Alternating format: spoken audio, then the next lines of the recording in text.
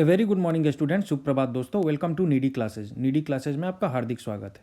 तो needy classes आपके लिए 67th बीपीएससी के लिए क्रैश कोर्स सीरीज चला रहा है और इस क्रैश कोर्स सीरीज में हमने एक टॉपिक वाइज प्लान दिया है।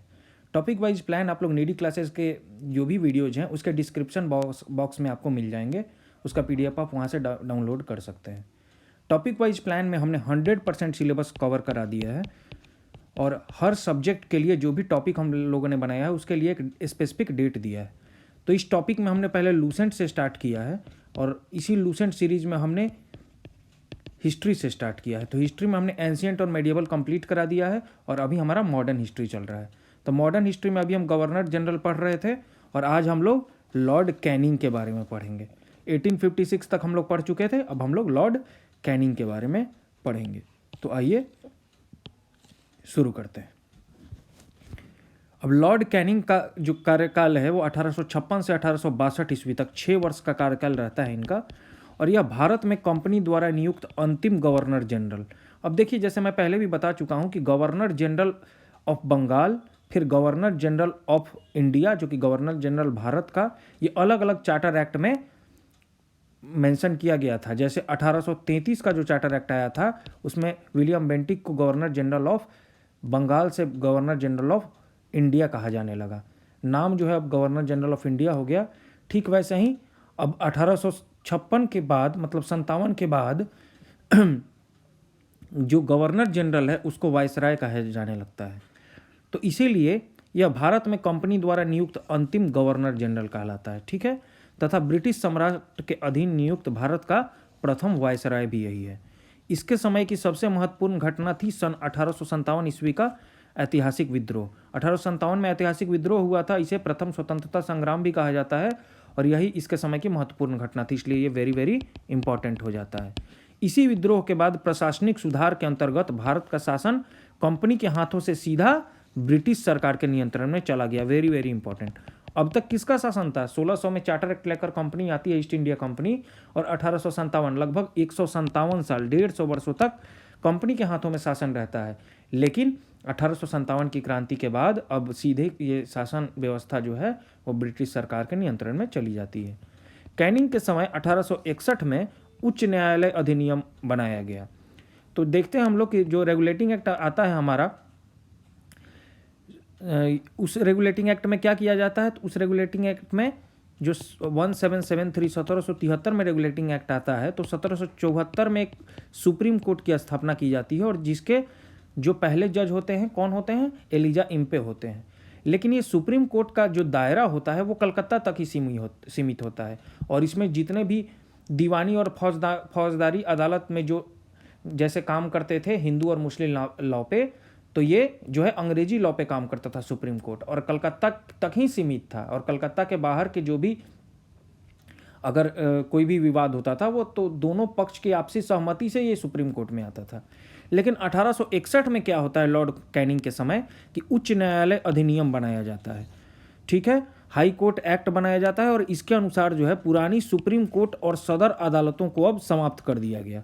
ठीक है, जितने भी सदर अदालत हैं, अब सदर अदालत कहाँ थे? तो तीनों जो भी प्रेसिडेंसीज हैं आपके बंगाल में, कलकत्ता में, मद्रास और बम्बई, तीनों में सदर अदालत हुआ करते थे। और इन सदर अदालतों में अपील जो भी जिला की फौजदारी और दीवानी अदालत थी उनसे अपील पहुंचती थी सदर अदालत में।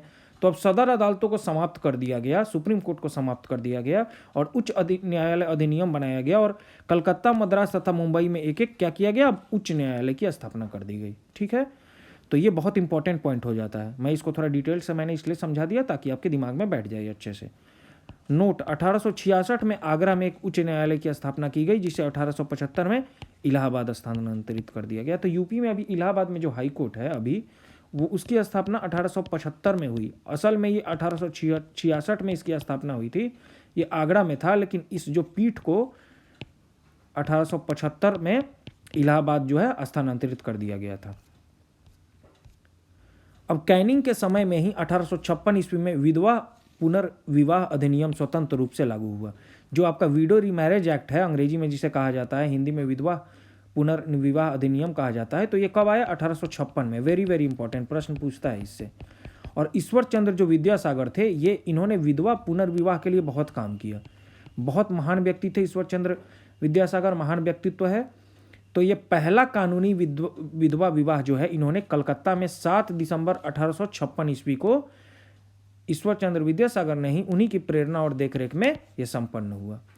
1856 में पैतृक संपत्ति से संबंधित जो कानून लाया गया उसके अनुसार यह निश्चित किया गया कि धर्म परिवर्तन करने पर किसी व्यक्ति को उसकी पैतृक संपत्ति से वंचित नहीं किया जाएगा। पहले ऐसा था कि अगर कोई भी व्यक्ति धर्म परिवर्तन कर लेता है तो उसको उसकी पैतृक संपत्ति से वंचित होना पड़ता था, लेकिन 1856 में ये कानून बनाया गया। यह कानून इसलिए बनाया अंग्रेजों ने ताकि अंग्रेजों का एक और एजेंडा था। वो एजेंडा क्या था कि क्रिश्चियनिटी को बढ़ाना, क्रिश्चियनिटी का प्रचार करना।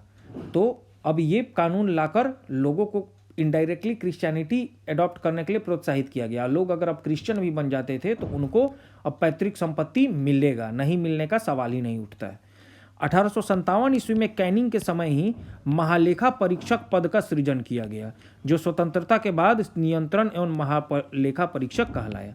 तो जो अभी आपका कैग देखते हैं, comptroller and attorney general of India, जो कि नियंत्रण एवं महालेखा परीक्षक कहलाते हैं, इसका सृजन कैनिंग के समय में ही किया गया और उस समय उनको महालेखा परीक्षक कहा जाता था। भारत शासन अधिनियम 1858, अब इंडियन काउंसिल एक्ट जो है 1858 का, उसके तहत अब मुगल सम्राट के पद को समाप्त कर दिया गया। Very very important. तो इससे अब ऑफिशियली जो है, जब इंडियन काउंसिल एक्ट 1858 आता है या भारत शासन अधिनियम 1858 आता है, तो ऑफिशियली ब्रिटिश सरकार ने अब ये बता दिया भारत के लोगों को कि अब यहाँ पर मुगल साम्राज्य का कोई आधिपत्य नहीं है, अब यहाँ किसका राज है? ब्रिटिश साम्राज्य का राज है। मैकाले द्वारा प्रारूपित दंड संहिता, जो मैकाले का जो मिनट्स आया था, जो उनका दंड संहिता आया था, जिसको आईपीसी के रूप में कोडिफाई कराया गया इंडियन पेनल कोड के फॉर्म में, उसको 1858 ईस्वी में कानून बना दिया गया तथा 1859 ईस्वी में अपराध विधान संहिता लागू की गई। जो सीआरपीसी है, क्रिमिनल प्रोसीजर कोड, उसको 1859 में लागू किया गया। व्यापगत सिद्धांत, जिसको डॉक्ट्रिन ऑफ लैप्स कहा जाता है, यानी राज्य विलय की नीति को समाप्त कर दिया गया। तो जो आपके डलहौजी 48 से 56 तक रहते हैं और वो क्या लेके आते हैं?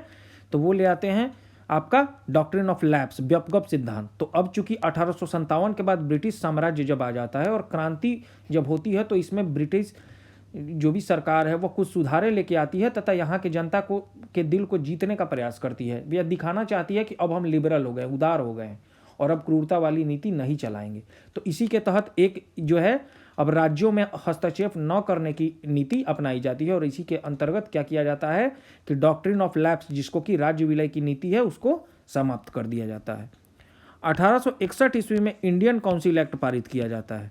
ठीक है, तो एक आपका 1858 में क्या, देखिए बहुत सारे क्या क्या है, पहले आप देखिए कि बहुत सारे रेगुलेटिंग एक्ट्स हैं। अब ये रेगुलेटिंग एक्ट में से कुछ जो है चार्टर एक्ट भी कहलाते थे। तो रेगुलेटिंग एक्ट कहिए, पहला रेगुलेटिंग एक्ट इसलिए कहलाता है कि ये शुरू ही हुआ था नियंत्रित करने के लिए, जो भी आपका ब्रिटेन की सरकार द्वारा जो कंपनी था उसके शासन को नियंत्रित करने के लिए किया गया था। फिर चार्टर एक्ट आते हैं और फिर गवर्नमेंट ऑफ इंडिया एक्ट आते हैं, जिसको भारत शासन अधिनियम। तो 1858 का जो एक्ट था वो गवर्नमेंट ऑफ इंडिया एक्ट था। कुछ काउंसिल एक्ट्स आते हैं, इंडियन काउंसिल एक्ट ICA के नाम से। तो वो क्या क्या है? 1861 का एक काउंसिल एक्ट है। ठीक है, अब इनका नाम अलग अलग है। गवर्नमेंट ऑफ इंडिया एक्ट 1858 इसलिए आता है क्योंकि ये ब्रिटिश सरकार के द्वारा लाया जाता है और इसमें कुछ ऐसे पॉइंट्स दिए जाते हैं जो दिखाते हैं कि अब जो है पूरी सत्ता जो है अब वो ब्रिटिश साम्राज्य के पास चली गई है। अब कंपनी का शासन जो है छीन लिया गया है कंपनी से शासन, और शासन ब्रिटिश सरकार के हाथों में चली गई है। 1861 में एक काउंसिल एक्ट आता है और पोर्टफोलियो प्रणाली लागू की जाती है। पोर्टफोलियो सिस्टम क्या होता है? तो पोर्टफोलियो सिस्टम का मतलब है कि जो भी, अब देखिए आपका एक गवर्नर जनरल, जिसको बाद में 1857 के बाद वाइसराय कहा जाने लगता है। तो गवर्नर जनरल जब 1773 का रेगुलेटिंग एक्ट आता है तो उसी में गवर्नर को आपका गवर्नर जनरल कहा जाने लगा है बंगाल का। ठीक है, और उसको ज़्यादा पावर दे दिया गया है और बम्बई प्रेसिडेंसी और मद्रास प्रेसिडेंसी के गवर्नर जो है अब अधीन हो जाते हैं बंगाल के गवर्नर के अधीन। तो उनको एक काउंसिल भी दी जाती है जिसको गवर्नर जनरल का एग्जीक्यूटिव काउंसिल कहा जाता है। उसमें 3 मेंबर भी होते हैं। तो ये काउंसिल जो है जैसे जैसे अलग अलग एक्ट आता है उस काउंसिल में मेंबर्स की संख्या बढ़ते जाती है। ठीक है, धीरे धीरे क्या होगा कि इस काउंसिल में फिर आपका एक लॉ मेंबर भी आ जाएगा। अगर आप सारे चार्टर एक्ट देखें तो उसमें एक लॉ मेंबर भी आ जाते हैं परमानेंट, और फिर यही लॉ मेंबर्स यहाँ से आते हैं। तो फिर ये जो वाइसरॉय की काउंसिल होती है या गवर्नर जनरल की काउंसिल होती है, ये धीरे धीरे धीरे धीरे एक जो है लेजिस्लेटिव काउंसिल के रूप में डेवलप हो जाता है, कानून बनाने के काउंसिल में डेवलप हो जाता है। और आज का जो आपको राष्ट्रपति दिखता है उस समय का वो वाइसरॉय समझ लीजिए। लेकिन अंतर क्या है कि आज के राष्ट्रपति के पास पावर जो है वो सीमित नहीं है, वो बस नाम के लिए ही पावर है उसके पास, क्योंकि जनता के द्वारा जो चुने हुए प्रतिनिधि है वो लोकसभा में पहुंचते हैं। तो उस समय की काउंसिल में अंतर यही था कि उस समय के काउंसिल में जो लोग होते थे वो ब्रिटिश सरकार द्वारा ही नामित व्यक्ति होते थे, नॉमिनेटेड मेंबर्स होते थे। और जो वाइसरॉय होता था वो भी ब्रिटिश सरकार के द्वारा ही नामित होता था।